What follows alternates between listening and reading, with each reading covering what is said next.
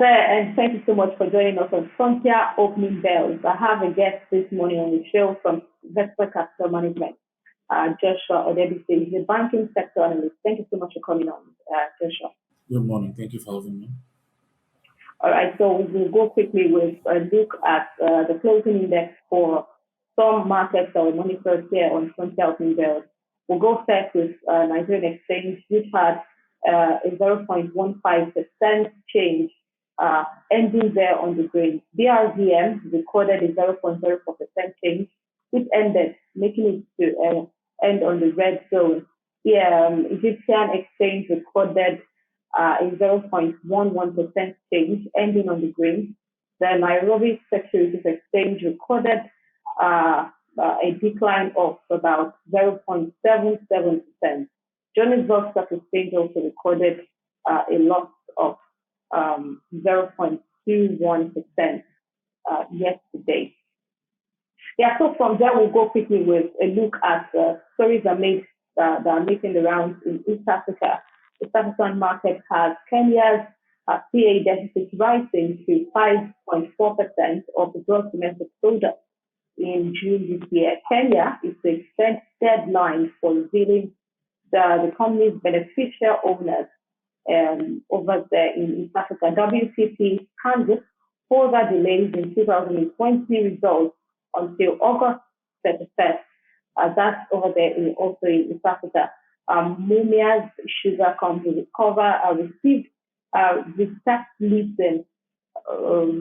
Also, Ethiopia is to reopen bidding for the second telecommunications license and mobile money rights over there in East Africa. It's really interesting because over there in East Africa, there was earlier, it was only the government company that was allowed to run basically the telecommunications service. But with the move to go on with bidding for the second telecom license, the right has been given to others to also render telecom service. Joshua, I'm sure you have some things to add to those stories from East Africa.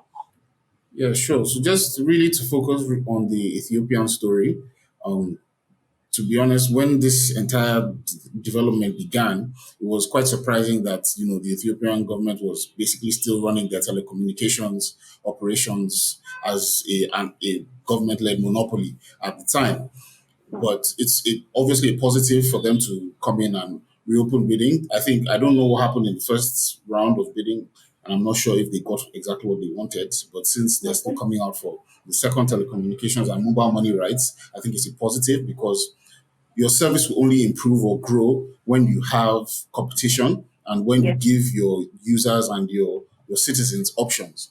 And it also opens up the possibility of, some more successful companies from around Africa to enter into the market and to, expand that market and also connect it with the rest of Africa. Because I think it's a very positive thing when international companies are based across all the countries in Africa. So it's definitely a positive, and I'm hoping that it will not just be one more telecommunications license. I think they need several to give their people options and to give the opportunity for companies, especially South African companies, I'm sure will be, very keen to enter that market and expand their operations. And if they're able to do that, especially with the mobile money rights as well, since we're seeing a more connected continent, it would be quite a positive thing for that. In the next year or two, I'm hoping to see further developments and further licenses being given out. All right. From East Africa, let's move quickly to West Africa and Nigeria, where the Nigerian National Petroleum Corporation (NNPC) is set to declare dividends soon. This is coming from Lagos Gary. Agbetuya and Company Development Bank of Nigeria is getting an AAA rating. Kuda rated $55 million Series B at a $500 million valuation. From SNECO, Eloho Iboni becomes the first female managing director. That's a good one. And it's really interesting because it's not just coming from SNECO. A good number of countries across Africa are also allowing women to be up there and we're hoping that women will truly justify this new normal.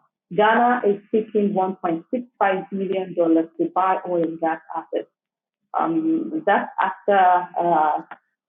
after some moves that seem uh, to have changed to the oil and gas sector over there in Ghana. While maintaining their BBB credit rating, all of that from West Africa and Nigerian markets. Joshua, what are some of the things you'd like to talk about today? I think we'll just start with the declaration by oil, the MD of NNPC that they will declare dividend soon. To be honest, I don't think anybody is holding their breath simply due to the fact that the reforms in that sector have not yet been codified into law. Obviously, the PIB has been extremely controversial even after it has passed, readings in both houses, but it has not been given its assent by the president. And until that happens, and until we start to see material changes to the fundamental system of oil and gas operations in Nigeria, everything else is an empty promise. But I think a more interesting story is Kuda Bank raising 55 million Series B. Now, they've raised money not too long ago. I think the last raise was about $25 million less than a year ago. What's interesting about them is they've grown their operations quite significantly by over 100%. They were at about 650,000 users a year ago, and today they're at almost 1.5 million users.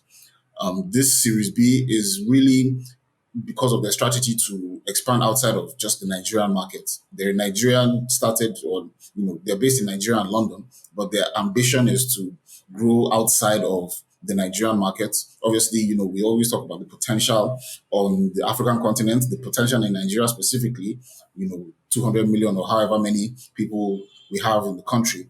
But I think their ambition, they say, is more geared towards the 1 billion Africans or thereabouts, and that's growing population.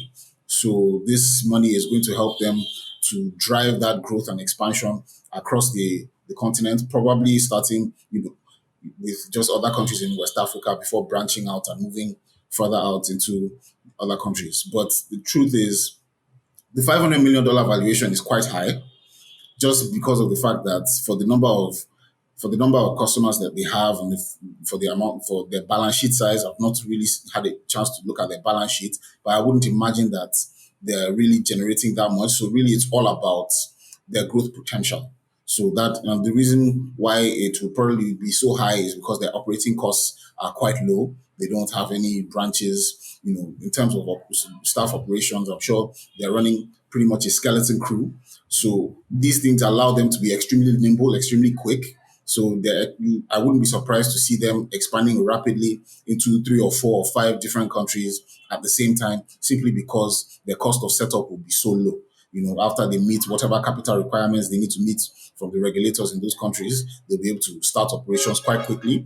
And if they are able to connect all those countries together and have a seamless transfer of cash and funds between them, it would increase their usefulness to us, the customers, and to make them a truly international bank. So there's a lot of potential there. I'm hoping that at some point one day they will, be fully or publicly listed so that I can actually get a chance to look at their operations in depth. But until then, I'd say, they have quite a lot of potential. It's about them realizing it now. Okay. So very quickly, let's apart from West Africa and Nigerian markets and move on to what's happening in South Africa.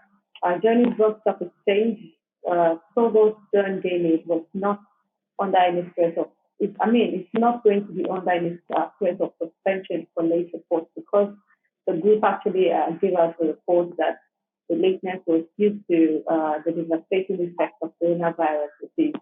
Also, the Anglo AM buys own shares at $0.54945 each from Goldman said. Still in South Africa, Orion Minerals exercises options to buy OCF copper project on the Zimbabwean Stock Exchange Cassava Market. Mobile money business post 60% rise in transaction value. That's over there in South Africa. Do you have, I'm sure you have one or two things to talk about South Africa. I think just off the top, the most interesting thing there is really about the copper project, the Okip copper project, simply because, international analysts are saying that, down the line we're facing a potential copper shortage for a few reasons, mostly due to the increased reliance or the transition towards, electric vehicles. So EVs have a lot more copper components than your regular cars. And so because of that, the demand for copper is expected to or is forecasted to rise significantly. And already they're saying that there's quite a bit of a copper shortage. Now, what's interesting about copper is that most of the copper, if not all of the copper that has been mined in history is only 12% of all of the copper reserves that are on the earth. And so there's quite a lot of copper still in the ground. But because of how versatile copper is, it has been recycled. All the copper that has been mined up until this point has been recycled several times over. And because of that, we haven't had to rely too much on mining in the past. But because of this increase, because of electronic vehicles and trying to, update our energy usage to transition away from oil and gas to more sustainable, electricity generating projects. Because of that, there's going to be a significant increase in copper because it's such a versatile metal that is very, very conductive. So I think that this is just them positioning themselves to take advantage of when the price of copper eventually does shoot up. So I think, it's a good strategic move. All right. Moving away from South Africa, let's see what's happening in the Northern African market, where the Egyptian exchange is launching a new index of government bonds today. That's interesting. SMEs financing four Egyptian banks are set to launch funds in the fourth quarter of the year 2021. Foreign buys bank does 15% stake in Foresource. Also, Bank Al Maghrib balances the balance sheet is jumping up by 25% over there in North Africa.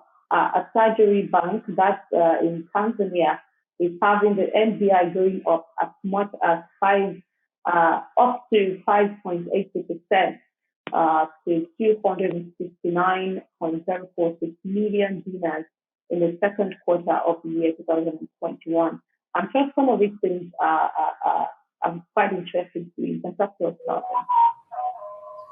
Well, just generally, I think what's very interesting about the Northern African space is that all these stories are about banks or financial services specifically.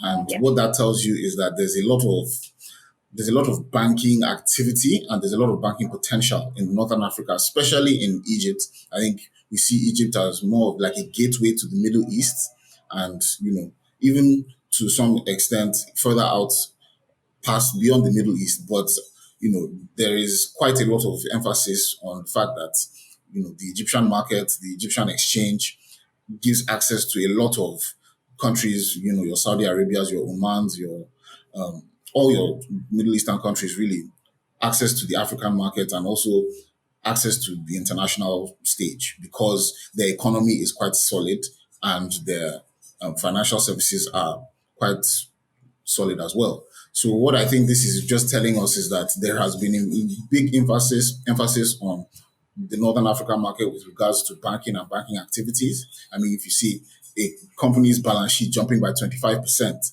that means that they've really grown their funds probably on both the assets and liability side. And so the chances are that we're going to continue to see that level of growth. Unfortunately, we have not been able to replicate that on our side, mostly due to our own economic shortfalls or shortcomings. But I still believe that, we're definitely underperforming our potential and we should be seeing this same level of growth and this same level of interest being attracted to the West African or the Nigerian market specifically. And I'm hoping that there will be some reforms in the future. But I mean, for now, we just live on hope. All right.